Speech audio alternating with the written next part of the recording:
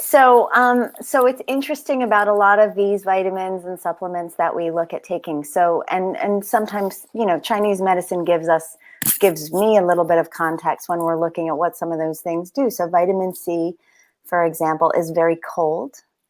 And when you take something that's really cold, so you would use it as a tool for clearing heat. So a lot of times when people get sick, you're looking to clear heat, you're looking to address fever and things like this.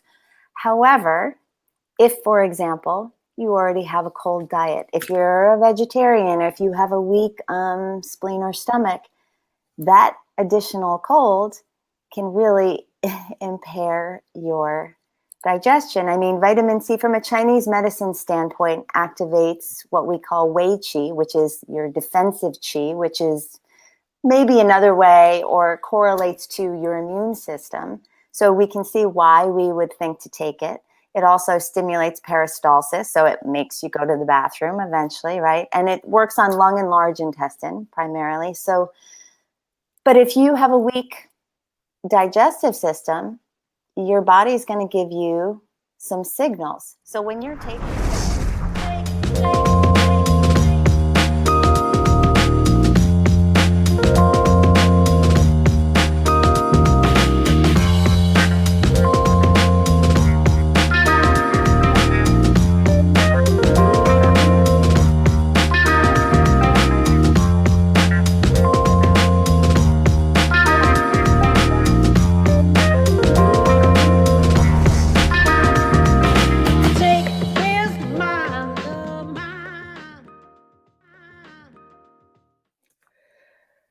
And welcome to another episode of What's Your View? I'm Sumayyah Simone.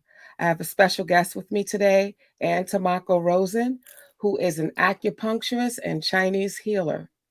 We're here to talk today about alternative ways of thinking about health and healing with Chinese medicine and acupuncture. A lot of times we think about healing. I think we're programmed to think about healing in a one-size-fits-all way, even though we know that's not the way to do it. So I want to take some time today to think about that and talk about that with Ann and look at how she sees healing.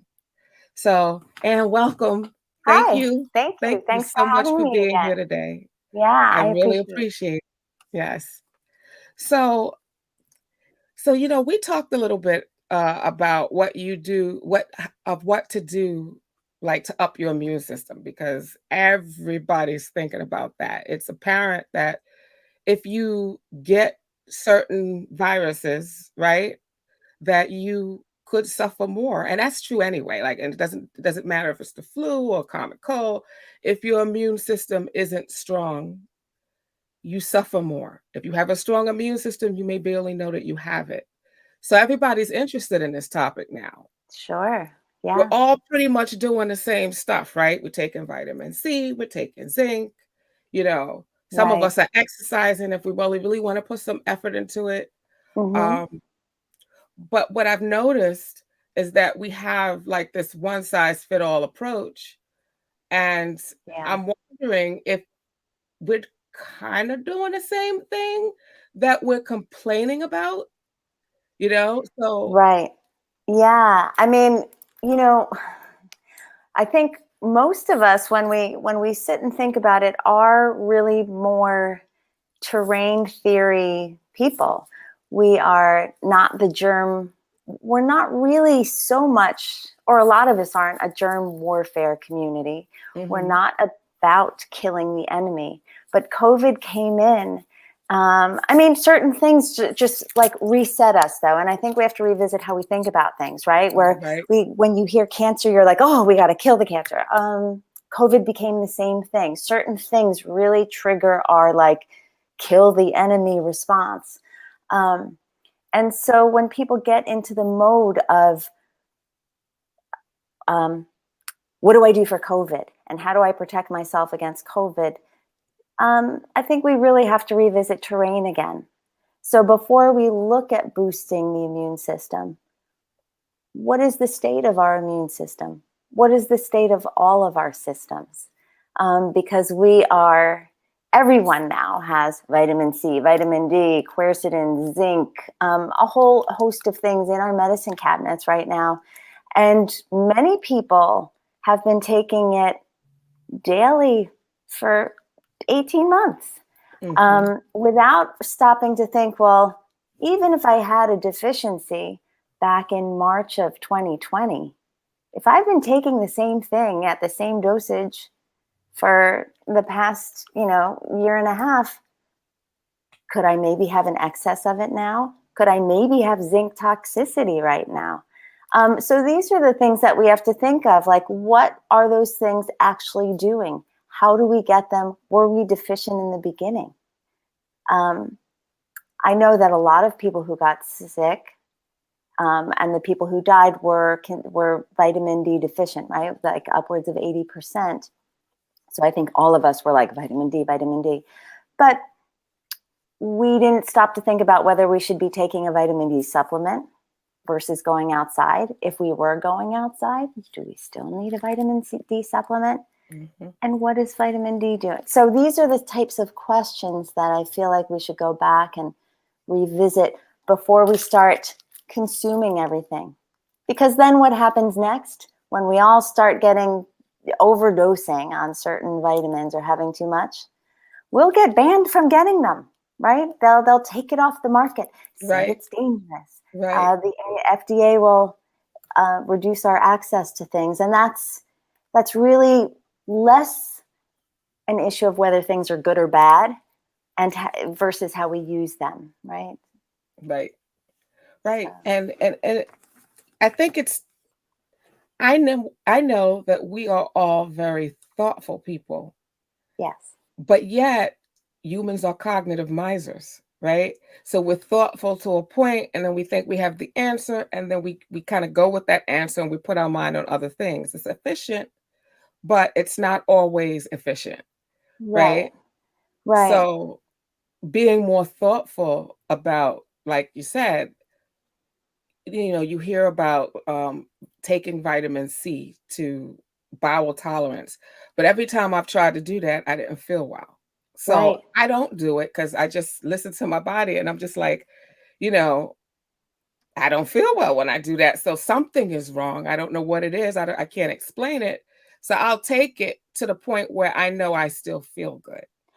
Right. So it's interesting about a lot of these vitamins and supplements that we look at taking. So, and sometimes, Chinese medicine gives me a little bit of context when we're looking at what some of those things do. So vitamin C, for example, is very cold. And when you take something that's really cold, so you would use it as a tool for clearing heat. So a lot of times when people get sick, you're looking to clear heat, you're looking to address fever and things like this. However, if, for example, you already have a cold diet, if you're a vegetarian, or if you have a weak spleen or stomach, that additional cold can really impair your digestion. I mean, vitamin C from a Chinese medicine standpoint activates what we call Wei Qi, which is your defensive qi, which is maybe another way, or correlates to your immune system. So we can see why we would think to take it. It also stimulates peristalsis, so it makes you go to the bathroom eventually, right? And it works on lung and large intestine primarily. So, but if you have a weak digestive system, your body is going to give you some signals. So when you're taking vitamin C to bowel tolerance, you're taking something really cold to the point where it's really, at that point, impairing and weakening your system. And it's at a cost. So you can decide when you're really sick, well, actually, that works for my risk-benefit analysis. I need to do this right now, and it's worth weakening my digestive system. I'll deal with that later. That can make sense. But if you're taking vitamin C every day for a year at a certain dosage, and you're noticing you're getting bloated and getting like digestive problems, and you're not eliminating well, and you're having, then you should be listening to those signals. So it's almost like translational medicine means, like, what are these signs doing? What are they? What is my body trying to tell me about what I'm taking? Right. And what you hear about vitamin C is that there's no toxic dose, right? So I've never heard that it would impact my digestive system Well, or right. I guess a toxic dose versus like impairment, right? Like what is Mhm, it over time things can weaken and impair. So I mean, even for example with zinc, first of all, you have to think about it in context with the different minerals in your body, right? So mhm, it has to be balanced with copper, where vitamin C stimulates like more lungs and wei qi. Zinc is more about stimulating kidney yang. Um, we focus a lot on what zinc deficiency can do to a person, right? So mhm, people now know you got to take zinc, you have to have enough zinc. We don't really talk a lot about zinc toxicity. And I don't know if toxicity is the appropriate word, but you can have too much of something. You can go to the other end. I mean, when you think about homeostasis and health and balance, it really is balance. It's staying here on the spectrum, not too much, not too little. So you're always moving somewhere on that spectrum. If you're taking zinc every day, at some point you've found your middle ground, and if you continue to take it at the same rate, you're going to go above that. And overstimulating the kidneys is not good for you either. you right. know So, like with zinc, so vitamin C, when you get to bowel tolerance, it kind of tells you, okay, you've right. for zinc, what's the sign? Like how do I monitor what I'm feeling so I know, all right, that's enough zinc for now. Maybe I should take zinc twice a week and not every day, you Right. know? Well, I think it can vary for different people, but people do tend to get similar symptoms like nausea and I think nausea, vomiting are two of the signs. And I'd have to Okay. go back and look honestly, I because this is the minerals themselves are not my wheelhouse. I looked them right. up. We do herbal medicine, but Okay. I'm trying to learn the properties of these things as we go and what they're in, so that we know this is a translational piece of medicine. We're trying to understand how things work in different paradigms. Right, right. I know if you take zinc on an empty stomach, I learned that the hard way, that you will not be a happy camper. Yes. Yeah. Yeah. And I think those of us who have a little bit more sensitive digestion, Mhm, that's we get a lot of signals. We get a lot of messages from our body. I mhm, mean, the Shen Nong, who is sort of like the father of, or the grandfather of Chinese herbal medicine, the way he and the way a lot of old Chinese practitioners sort of learned about what herbs do is they would take them and sort of go into a meditative state and feel where things went in their bodies. They became mhm. really sensitive to tuning into, okay, what is it doing? Where is it going? So you have your own, we all do have our own way of going, all right, what is this doing? And pay attention to this message and decoding the message, right? Right, right, which we should always be doing because Yeah, one size does not fit all, that's right. right? It just doesn't. That's right. So, I'd like to talk to you a little bit about the difference. Like when somebody comes to you, because I know if everybody in my house gets a cold or COVID or anything, the flu, Right. we Right. never get the same exact symptoms. Right. We might get diagnosed with the same thing, and the standard Western way is that we all take the same Yeah. treatment, Yeah. right? Even though Right. one of us might have a fever, the other may have a headache, one may have nausea. You know what I mean? Like if you look at our symptoms, they're very different. Right. And this is coming up and a lot in this whole pandemic, right? Because people are presenting with things very differently. Some people are presenting with nothing, right? Right. They're not really having any symptoms at all. Some of them are losing the taste and smell. So we're looking at, and then people are asking, well, what can I take? I tested positive for COVID. What do I do? And there is no answer like that. I don't treat COVID at all. That treating COVID itself is out of my wheelhouse. what I would treat are different, excesses or deficiencies or toxicities. What I treat what I am seeing and feeling on the pulse and seeing on the tongues and what the patients are presenting with, right? So you see some people presenting with more things, especially post. I'm seeing things that are similar post-vaccination and post-COVID.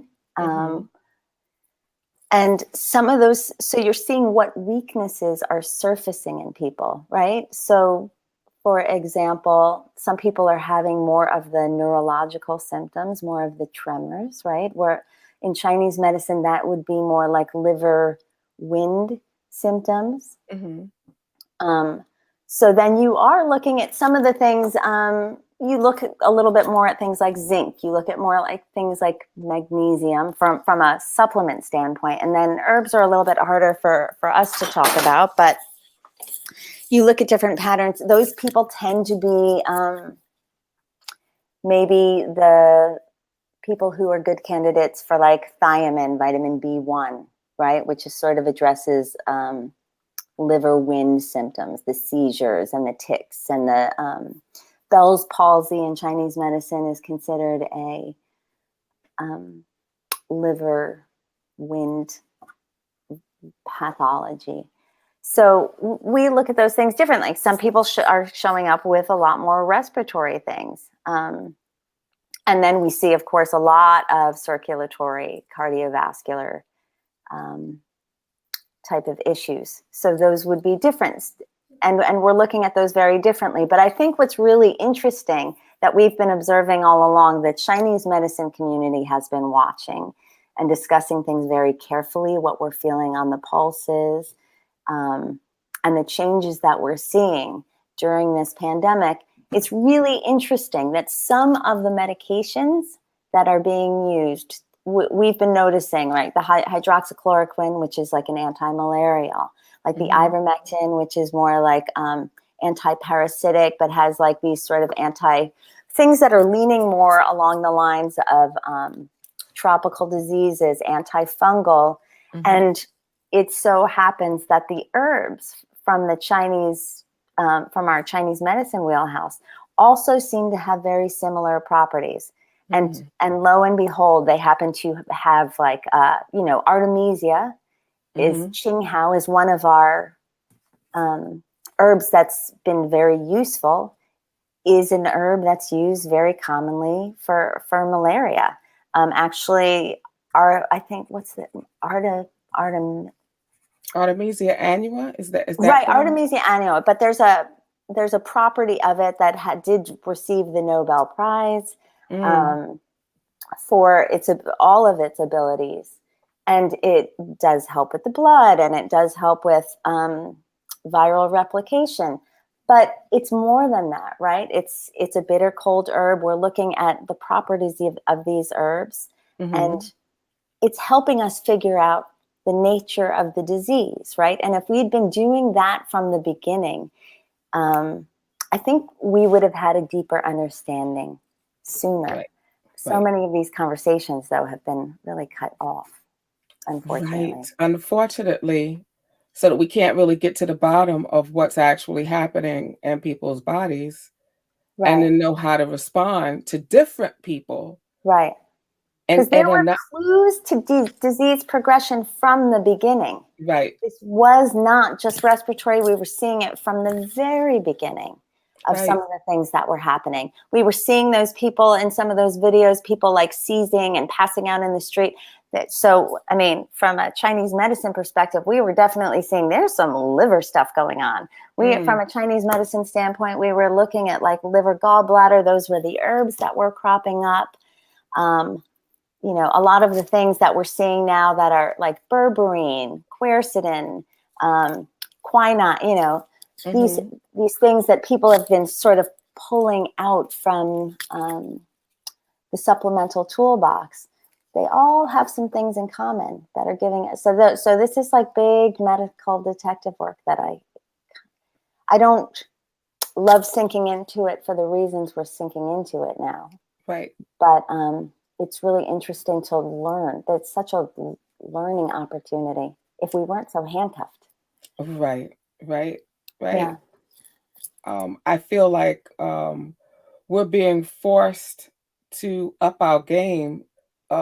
Lay people are, as well as healers and doctors and people who do this for a living.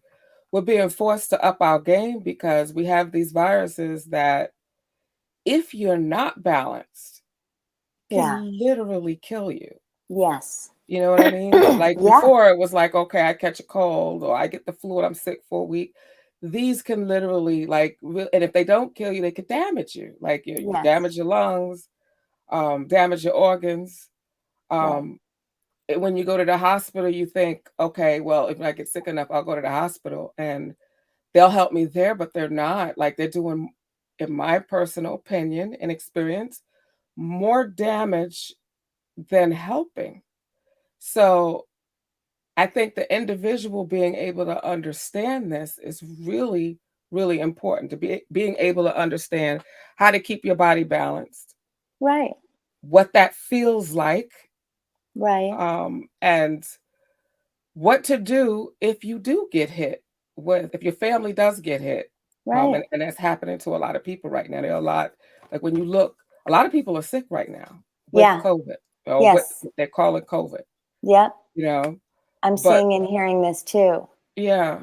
And then the blanket approaches to things. And then I feel like once you get in the hospital, I mean, people don't know to even, I'm hearing a lot. I don't know if you're hearing a lot, but about like people getting remdesivir and the like Mhm, kidney failure. And mhm, so, mhm. so most people don't know to ask. You walk into the hospital and it's sort of like bringing your car to the garage.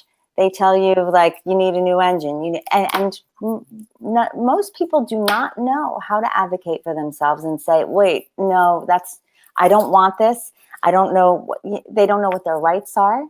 Right. They don't know whether the medications that they're being told they need are the appropriate ones. Whether it's the right antibiotic for them, whether they need an antibiotic. So um, it's it's unempowering. Very, very. Well, first of all, when you walk into the hospital right now with a suspected COVID or COVID diagnosis, you're immediately isolated away from your family. So there's nobody there to Right. advocate for you. That's right. And once your oxygen, and typically one of the presentations of COVID, and probably the reason you're there, is because you're having trouble breathing. So once your oxygen hits a certain point, they don't take your word for what you don't have the right to say yes and no to treatment anymore. Yeah. And that's That's the really scary. problem. And that's Right. very scary. And that they're still doing things like via ventilator. Because I mean, that's one of the things that I'm finding is that when you look at what some of these herbs do, I was finding this really interesting and just learning even a little bit about malaria, is that one of the processes in malaria is this interaction between like the iron complex in your blood and hemoglobin. So the oxygen transference, getting oxygen into your blood. So they're doing all of this through the lungs, but there's something happening in the blood. And so it's interesting that the anti-malarials, if you look at some of the anti-malarial drugs, they're working on that blood level, that iron complex in the blood level. So when I was looking up Artemisia, Qinghao, this herb, that does that too, right? So, I mean, some of the things, it has the antiviral replication piece, and there's a lot of things that like stop zinc does that too, a lot of things. But understanding the deeper mechanisms of things going on, this cross-referencing, am I just going too far into the weeds? No, no, no, Okay. not at all. Okay. So I mean, it also, they're talking about it inhibits inflammation and inhibits fibrosis. So I found that really interesting too, because though they were talking about early on what they were seeing in the lungs with this, what were they calling it? Something glass. Like that glass, They said that there was like a glass-like appearance in the lungs Right. of somebody with COVID, right? And Like it a was, broken and I glass kind of remember thing. some sort of discussion about fibrosis and like this. I can't remember. So I can't remember the exact descriptions. But as I'm reading some of these, like cross-referencing, because a lot of this leads me to questions. And I'm realizing some of these things do same with the sermon, right? Then Dr. Judy Mikovits was talking about like even remedies for spike protein, and she brought up the sermon, which led everyone to look at pine needle tea, right? Pine Mm-hmm. needle tea also has the shikimic acid, and that addresses platelet aggregation, right? So that stops coagulopathies. So Mm-hmm. we're looking at things that we could take those principles and use those principles and have a better understanding of what's happening to us, Mm-hmm. right? I mean, even paying attention to, because since I've been working with different people, I've been working with a lot of vaccinated people. I'm hearing about the transference of spike protein. I don't know it. There's a lot of science out there. It's like drinking from a fire hose. It's hard to Mm-hmm. really know what the answer is. Right. But I am more aware of like, I'm getting pins and needles just from sitting that I never used to get before. Or I'm having different sorts of symptoms that relate to circulation. And I'm just sort of paying attention. Well, what can I do just to address my circulation? You know, I can feel my pulse. I can have Ross feel my pulse and learn a little bit more. But I think we can all listen to these certain signs in our body and go, that's circulatory, pins and needles. This just went numb. What's going on with my Mm-hmm. extremities? And Mm-hmm. realize that some of these remedies aren't COVID remedies. They're things to help prevent clotting. There are things to help move the blood. There are things to help nourish the blood. And those Mm-hmm. are things that we can do regardless of a PCR test or a diagnosis like COVID or post-vaccination or long haul, right? That's true. We can just learn to understand our bodies and not be confined to that label and what that label tells us to do. Right. Right. And you know, when you talk to a doctor about somebody that has COVID, right? And you ask, okay, so why is this happening? Like whether it's a fever or something going on with the lungs, the default answer is COVID. And I find that very frustrating because that's not telling me anything, right? COVID means something different to everybody. Well, and COVID-19 is actually a presentation of symptoms, Right, right? I mean, that's the distinction. The SARS-CoV-2 is different than the illness, right? You can right, be exposed to SARS-CoV-2, you can have something show up on a PCR test, but the illness itself is COVID-19, which is to me confusing because then without a presentation of symptoms, do you have COVID?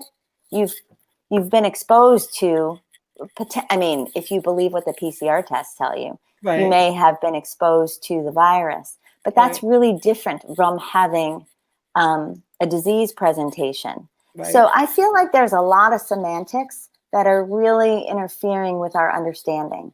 right. Right. It's almost like this big bucket and you just throw it all into the COVID bucket. Oh, COVID Hmm. is a horrible disease, Right. but we're not getting to the bottom of what it's actually doing and how it presents in different people and how to handle that. Like you have some people who experience dizziness, Yeah. you know, So and dizziness is a liver symptom too, by the oh, way. okay. That's a little Yeah. right. It's interesting because that had, vitamin B1 comes up a lot with things like dizziness and some of these neurological things. And I had read months ago that even the fish in the ocean were showing signs of vitamin B1 deficiency, thiamine. Really? Yeah. How could that be? So I mean, and that they were having, yeah, I mean, across like in wildlife and as an almost like an environmental deficiency. I'll have to go back and see if I can find that article. But it's really interesting, right? That as we have like a really serious deficiency of something that is related to our liver function, that now we're seeing a lot of issues related to liver function. And of course, we need our liver as a major detox organ, right? So if we're looking at like a global toxicity, which seems to be an underlying condition for all of us, given the EMFs, given the state of our food right now. We need our detox organs. We're getting it from all directions right now. Right. So wait a minute. That opens up a deeper, I don't want to say can of worms, but could it be that since so many people are presenting with liver-based presentations, that part of what we're going through is that as a global population, we're dealing with a lot of toxicity anyway, and then we get exposed to this that kind of makes it worse. Well, right. And are we triggering a global detox? I mean, we could be, you know. I mean, Right. it really is interesting to think about. And of course, you know, I'm out of my professional wheelhouse with a lot of this conversation. We're really into both of our philosophical wheelhouses here. Right. But I think, you know, I think we all have to sort of be those kind of maybe scientific philosophers on this. Right. We got to ask questions, because if you don't ask them, you definitely won't get the answers. And even if you get them, you won't recognize them because you've never had the question in the first place. Yeah. You know, so a lot of this is just asking questions, you know. But I'm pretty clear, and I'll say this and only this at this point, that my family has had a bout with COVID, right? So I'm pretty so clear. Sorry. Yeah, thank you. But I'm really clear on the fact that we all had different presentations. It didn't look the same in any of us. So it became really clear to me that the response to it probably shouldn't have been the same for all of us. Right. Right. Some of Did us you learn anything about like the different, did it align to you? I'm just curious. Like, was it like, it makes sense that this one got this sick and this one got, I mean, because I'm finding people are really sort of confused about how everyone responded. Some people were surprised by some people getting sicker than other people. I'm just curious what you learned through witnessing some of this. Well, for me, it did align. Like, it made complete sense. Okay. If you're a person that gets sick and then you go to bed and you sleep and you drink water and you do things that support your healing, right? And we all have different sick responses, right? Yeah, Some of us get sick and we're like, I've got 10 projects I've got to finish and I'm sick as a dog, but I'm gonna do it anyway, right? So, you know what I mean? Some of us won't concentrate on drinking that water. And I found, to me, like, it was hard I felt it was hard on my kidneys. I didn't have any way to test, you know what I mean, to get a blood test and say, oh, your kidneys are stressed, but I felt it was hard on my kidneys, you know. So if you're not drinking water, you know, you may get sicker than the person who did drink a lot of water. Yeah. If you're not sleeping properly, I mean, there's hours that are more supportive of healing. Right? Sure. Like, if you're going to bed at 4 o'clock in the morning, you miss that healing boat. Well, So yeah. if you have that habit, you may get sicker than the person that will climb into bed at 9 o'clock, especially when they're not feeling well, and sleep through 11 a.m. Yeah. And just do that until they feel better. That person may deal with 3 days and be fine and never need much. You never have to take ivermectin or anything. But the person who thought, you know what, I'm gonna continue, I have work to do, I'm gonna continue to go to work, and they're going to bed at 2 a.m., may find, even if they take ivermectin, they may still end up sicker than they want to be because they never gave their body a chance to heal. So some of this, to me, what I saw was like a lot of common sense stuff that we've been saying, that people have been saying all my life. Yeah. Drink plenty of fluids, get plenty of rest. You know what I mean? Like Oh, yeah. that applies to COVID. Yes. Yeah, You nature know? still applies to COVID. I found Right. it so interesting too. I don't know if I mean, I know a lot of people are doing melatonin, Mm-hmm. which is kind of like a new superstar. Kind of, it Mm-hmm. seems like it kind of cropped up. But I found it so interesting the way that vitamin D and melatonin both showed up in a lot of these protocols. Mm-hmm. And it's so interesting because if you look at it from a back to nature perspective, you're talking about something that comes from light and something that comes from darkness, right? Yes.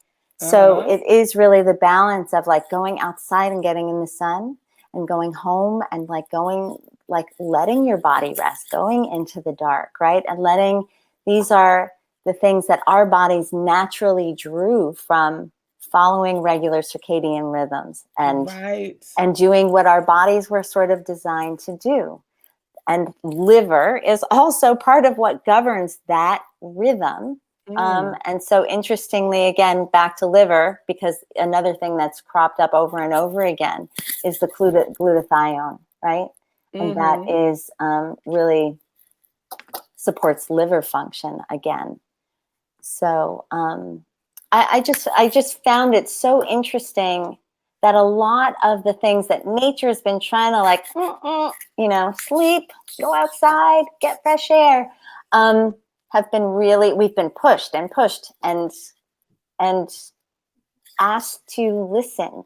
Hey, we gave you some solutions. They are already there. They've been around for a long time. Look at Right. what's growing outside, because actually I can look out my window right now and see Artemisia still. I mean, A it's lot of it. overgrown at this Right. point. It's all over the It's place. everywhere. I Yeah. see it everywhere. Yep. Somebody said to me, a very wise farmer said to me that nature, like if you look around at what's growing in nature, it's literally responding to your needs. It literally is. Yeah. So the fact that it's like, I mean, you go to everywhere you look, it's like Artemisia, and I'm just like, wow, like, And right you now it's know, mushrooms. I'm seeing like fungal, uh-huh, plants everywhere. yeah, So it's interesting because a lot of those things help your body, help your kidneys, like address excessive dampness, right? So I'm mm. looking outside and being like, oh, what is the environment trying to tell us? Well, we haven't. Sorry about that. Yeah. I guess it's probably internet or whatever. This is such a good conversation though. Oh, So good. I mean, like, very, very enlightening, and one I think that we need to start having, because there's the body is simple, but it's also very I won't say it's complicated. I think it's simple if you find that balance. Well, it's simple and it's complex. I think that's Right. why, like, when you're an acupuncture student in the first year, you think you know everything. Mm-hmm. And then 20 years later, you're still like trying to figure it out. Because the basic principles are so like, woo, yay, I get Right. something. And Right. it's very empowering. And then you might spend the rest of your life really, really trying to understand it at a deeper level. That's Right. kind of all of us, right? Right. About something. Right. What I find interesting though, like I just tested positive for COVID. What did I take? You never hear anybody say, go outside and get some sun. Yeah. Yeah. Make sure that you get enough sleep. Sleep during those circadian rhythm times between 2 and 10 and 2 a.m. Yeah. Make sure that you're sleeping at that time. Yeah. Sleep as much as your body wants to. Drink a lot of water. You never hear, like, it sounds so simple, Right. right? Yeah. I know we go to very complicated solutions first, and we go to quick fix things first. But Mm-hmm. I remember, I've had people come into the office and talk about things like, oh my gosh, I have candida, or like have a terrible yeast infection or whatever. And they've been to different things and on different medications, and no one has asked them to consider probiotics, or people are coming in with I don't know, different sort of afflictions where you realize a humidifier could help that.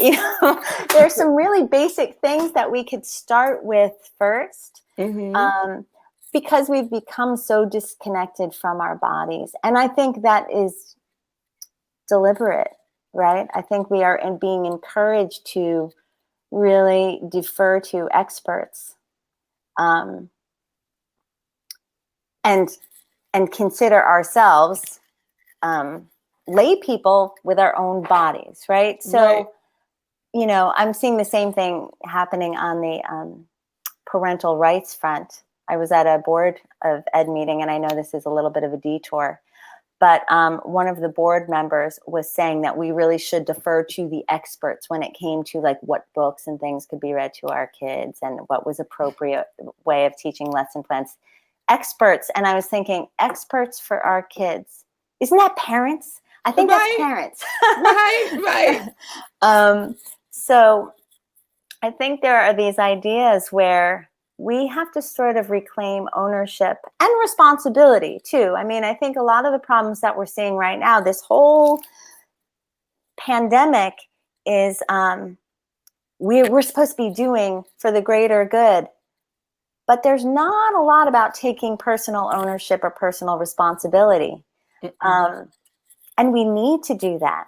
I mean, and we want to do that because we want to preserve our choice, and then we can be at peace with the decisions that we make, whether it results in where we wanted to end up or whether it was a mistake. I mean, I believe in mistakes. It's how we learn, right? We had the PrEP Act with blanket liability still for everyone, because they knew there would be mistakes in the learning curve of COVID. Right. The biggest mistake, though, is that they're not learning. Almost 2 years in, right? Right, I mean, are we 2 years in yet? Like, not yet. Like, but we're closing in. Yeah. I mean, January is when I first started really looking into these things, January 2020. So we're getting there. I mean, we're getting there. And doctors are still saying we don't know much. And I'm just like, just well, we don't know enough to trust hydroxychloroquine and ivermectin. Right. But we're going to double down on remdesivir and all of these drugs, little or no testing that we know are extremely toxic. And ventilators, and I mean, the protocols are still the same. Will kill you. And the medical community is still not saying things like, we're seeing a lot of impacts on the liver, so maybe don't use the Tylenol, which depletes your glutathione, right? Which hampers your ability to detoxify. We don't hear that in conversations. No. And that's a pretty simple one. We still aren't up to having the conversations about what a fever, what a runny nose actually is, right? Our bodies are trying to clear something. All that sweating that we do. I mean, in Chinese medicine, sweating, it's not always our friend, right? If you're sweating all the time for no reason, then that's something to be looked at and figuring out, why are you leaking these precious resources? Because in Chinese medicine, fluids are resources. You don't just want to lose them for nothing, but they serve a purpose. So sweating is something we look to do when your body is trying to clear a pathogen. You want to help clear it. It's right. I mean, you don't start to feel like phlegmy and then take Mucinex.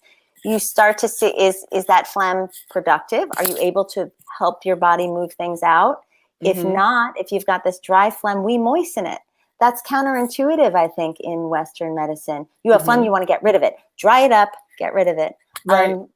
And that's not always the appropriate course. Sometimes you want to moisten the lungs so that your cough is more productive, so that you can cough things up and get things out and let your body do what it is trying to do.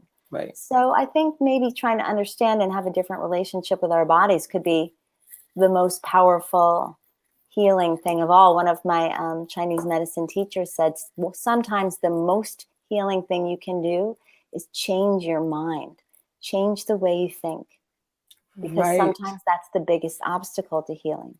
Right. And like really paying attention. Like one thing I noticed, my own, this is my own opinion. I didn't read this anywhere. This is just my own observation in my own body.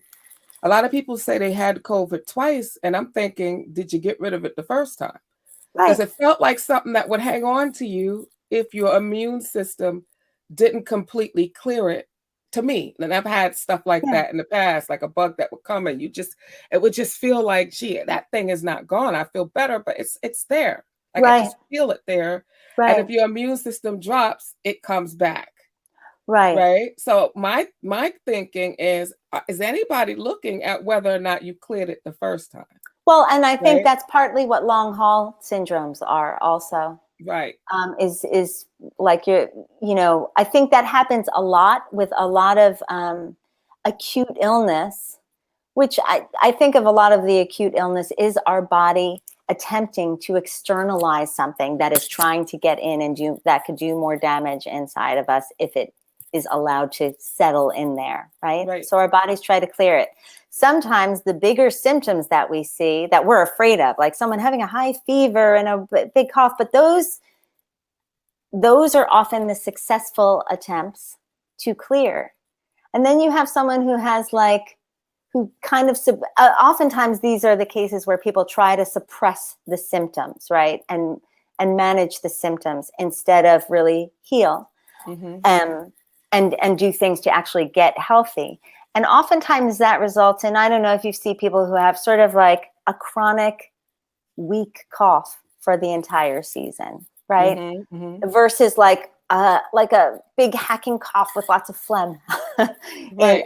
for a few days, and then it's cleared and they seem to feel well after that. But Mm-hmm. these conditions that become more chronic, I feel like those are the things that we don't entirely recover from, right? And they can Mm-hmm. sort of be, maybe we can make them a little latent, but those are the things that kind of tend to get in or weaken us. Right. So yeah, we talk about that a lot in terms of long haul syndromes and what really has happened there. Right.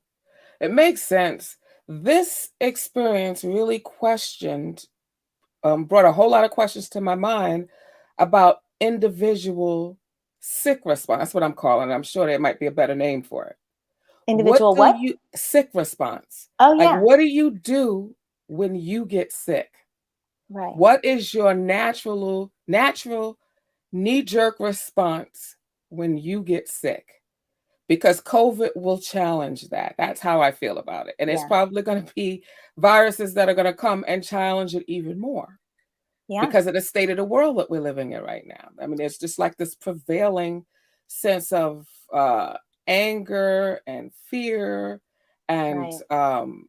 anxiety that lowers everybody's immune system, Well, right. right? Yeah, So that means without without any labs in Wuhan, we're going to be more challenged as a race with some of the things that we're going to be seeing. And to me, this is my own yeah, opinion, my own thoughts. yeah, Um, but what I think when people are preparing, like, okay, I've got my medicine cabinet together, I've got my zinc, I got my vitamin C, I got my quercetin, I've got my ivermectin, you could get it ahead of time, so in case, or you could take it yeah, prophylactically. yeah, I'm using sweet wormwood, or I got all my herbs, I got depending on what your approach is. right. What is your sick response? That would be my biggest question. Well, What right. do you do when you get sick? Right. I mean, and you can look at people, you can learn a lot about the terrain. You can learn a lot about, well, our response is pathological, right? One of Mhm. the things that we've seen throughout the pandemic, one of the dangerous things that our body does, those cytokine storms, is the way it overreacts. Mhm. So, and then you look at the global response and Mm. look at the way it overreact. And you Mm. look at our trigger responses lately and the way Mhm. we overreact to stresses. Mhm. So, I am always constantly seeing the macrocosm, microcosm, the mirroring Yep. that's happening all over. And there's always, if you look for them, you can always find, like, between humanity and pathophysiology and government. I'm always seeing these tendencies sort of like line up. So we're looking at so much overreaction right now. So many trigger responses inside of our bodies, outside of our bodies, out in the world, between human beings, as pandemic responses. And we should be learning. We should be learning Right. from all of those things. Right. Right. But are we? Well, I think we're trying to do it right now, right? We're Right. trying to foster more understanding, Right. and take a breath. And Right. before we react, assess, wait, what's actually happening? Right. What's actually going on here? Right. And more is not necessarily better. Right. Right. And if you really want to go deeper, like when I said, okay, what's your sick response? Mm-hmm. That's probably going to have a whole lot to do with your response to life in general. Sure. Are you a person that sleeps at night, right? Or are you a night owl? Are you up most of the time till 3 or 4 o'clock in the morning? Well, You know? My right. And toes are you hurting. sort of, there are people right now who are hoarding, right? Right. The weather report Right. comes and they're at the grocery store and they buy all the Right. toilet paper. Like, that's Right. a response that tends to happen in a lot of different ways. Are we holding on to too much in our bodies, right? Then you Mhm. talk about, like, issues with obesity, like our body's Mhm. holding on to too much, right? Right. And you look at some of these underlying mechanisms. Like, we can sort of, if we are all willing to get a little bit introspective now, Mhm. first, before we get sick, we can Mhm. sort of see, like, okay, I have a tendency to do this. Well, I tend to eat a lot of sugar. I notice that I'm getting more and more tired, but I don't get sleep until I am forced to lay in bed because I can't move. Like, Right. all of these things are, we get Mhm. signals, we get opportunities. It's a little bit of turning inward that could go a long way. Right. No one Right. seems to want to do that. I mean, it's It's hard. hard. It's hard, right? And we're all busy. So much is being thrown at us That's that right. it's hard to stop and say, okay, wait a minute. You pointed out something that I hadn't thought about before this conversation. Vitamin D and what the other thing that's in the protocol for sleep, Oh, melatonin. melatonin. Yeah. The vitamin D and melatonin. That's day and night, wake, sleep, Yeah. right? And vitamin D was linked to, I think, more than 80%, right? Somewhere around Right. 80% of Vitamin the D deficiencies cases, in, right? like, upwards of 80% of the people who died of COVID. Yeah. Right. And melatonin is supposed to be very um, important in the treatment of COVID, right? Yeah. Like, that's supposed to be one of the things in It the is part of protocol. the like the critical care or the eye mask protocol from Mhm. Dr. Merrick and Pierre Mhm. Corey and, yeah, some of the frontline doctors. Yeah. So it So, is really interesting, right? How right, these things are lining up. Like, oh, wait, nature had right, something to say. right, right, right. So it makes me wonder how important your synchronization with the circadian rhythms of the earth, right? When that sun comes up, what are you doing? When the sun goes down, what are you doing? Are you sleeping during those restorative hours, right? Right. Because that's Right. probably one of the most impact. You could take all the vitamin C you want, or the quercetin and all that stuff, but if you're up to 4 o'clock in the morning, is it effective? Well, right. Yeah. I mean, and then what are you actually eating? Because we've sort of, gotten in the habit, I think, over the pandemic, and I understand the need right Hmm. now. I think there's a lot of, we're looking at a lot of feelings of scarcity, Hmm. like there might not be enough.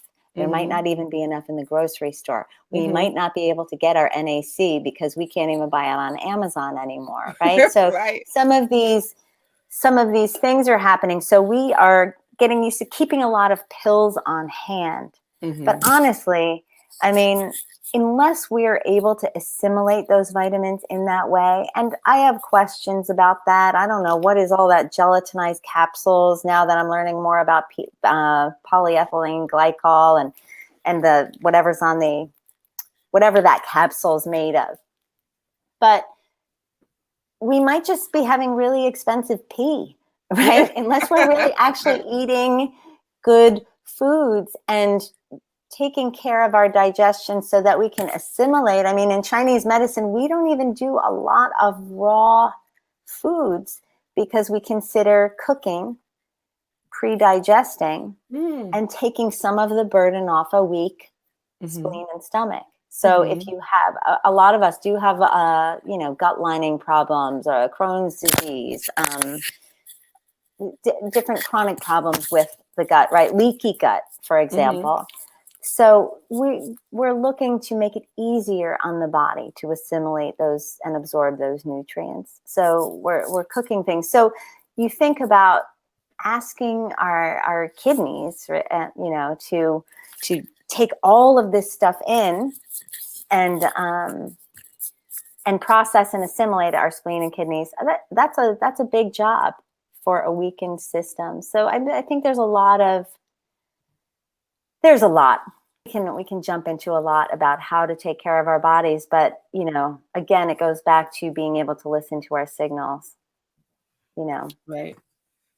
Right. And I honestly think that that's the level we're going to have to go to. Um, we're going yeah, to have to really start thinking more deeply and looking at ourselves and our habits, our diet. I looked at my vitamin cabinet, right? And it looks far worse than a lot of people's medicine cabinets. There's a oh bunch of yeah, stuff in there. Like I've got oh like yeah, a serious like collection. I've got yeah, it all. You know what I mean? yes, yeah. And at a certain point, you're sort of like, well, according to everything I read, all of these things are good. Right.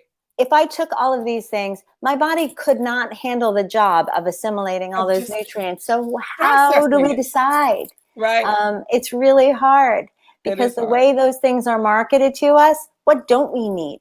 I mean, after a while, I mean, it seems like it's an endless list of things that It we is. could probably use Right. on some level. Right.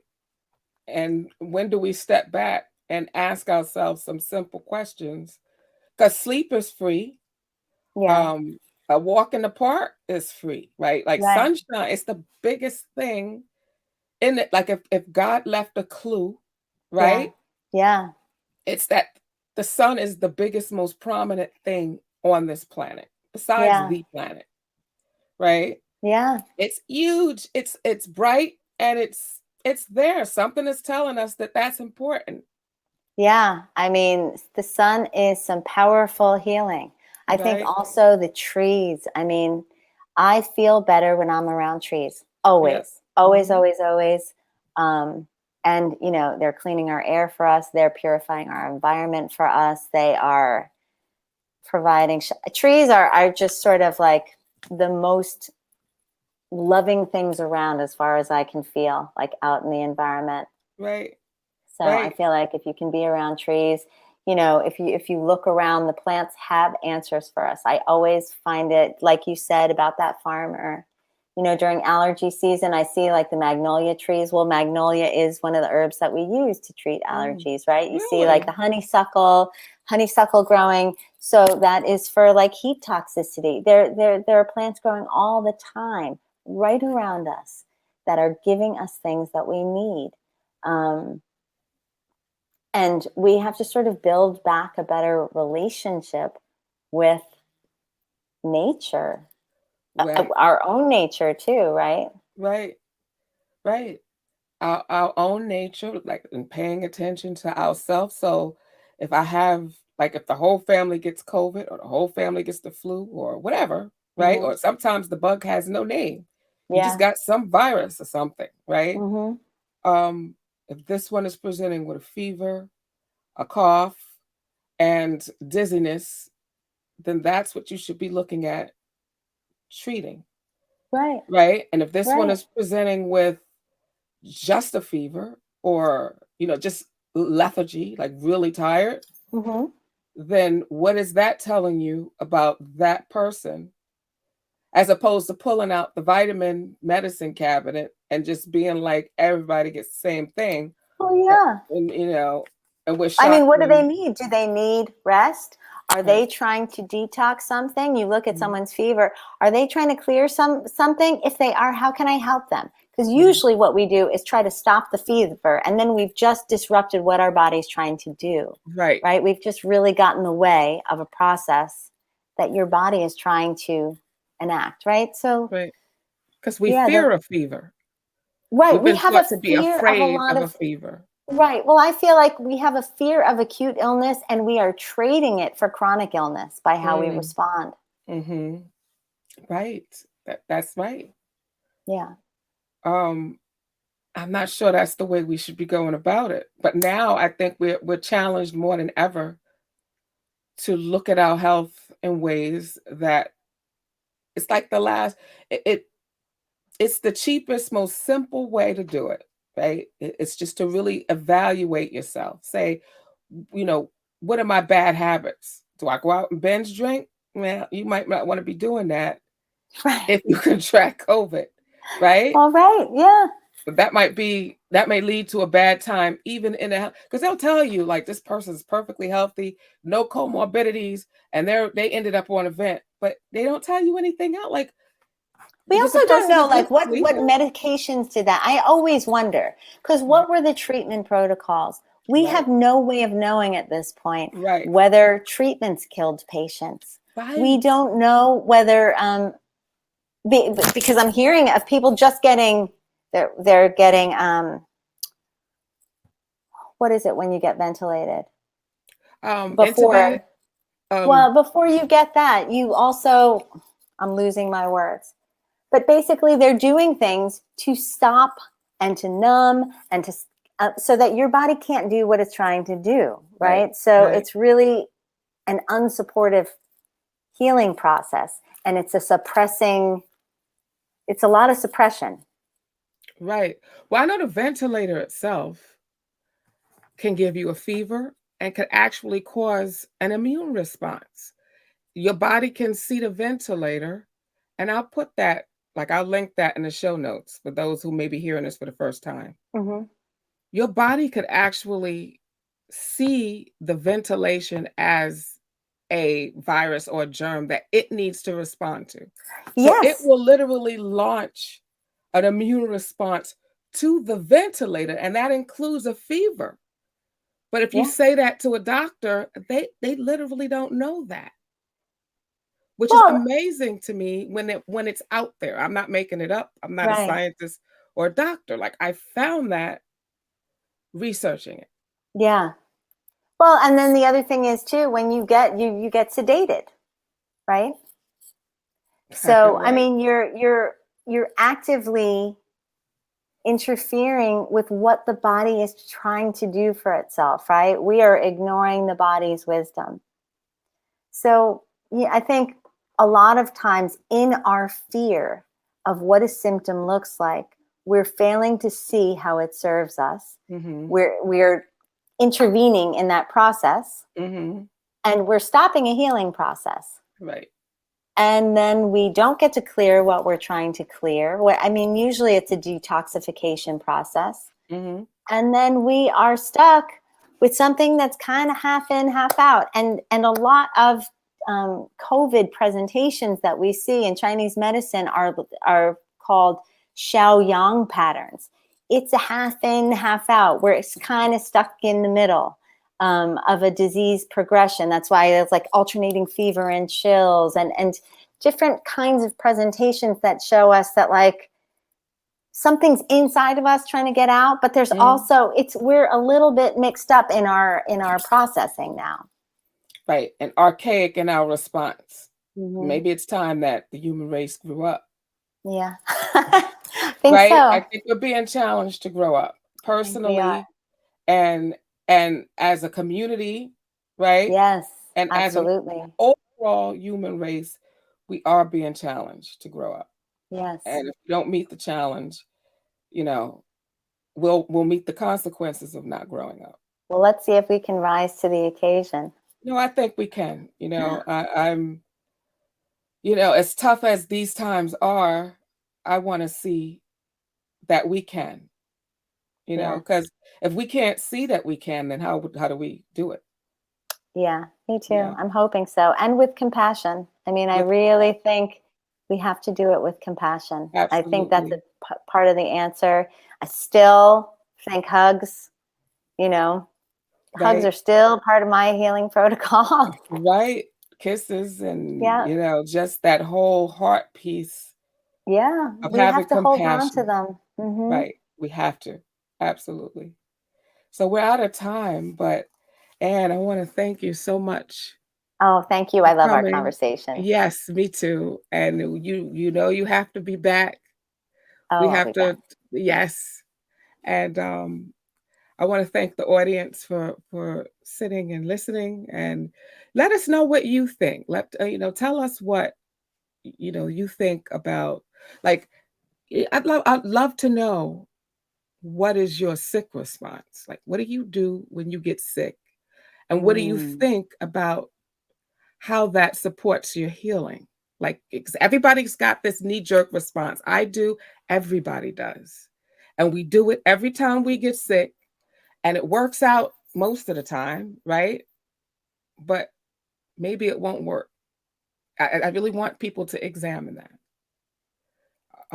before because I don't think it's if you get COVID, you can hide in the house. Oh my God, it's out there. The cat's out the bag. It's when you get it. And if And not COVID, something, right? something So else, because there's a bunch of stuff out there that felt just as bad as that to me. So, you know, what's your sick response? Put it in the comments. I'd really like to know what your view is. So, thank you. Thank you for thank thank you you. for being here. Thank you.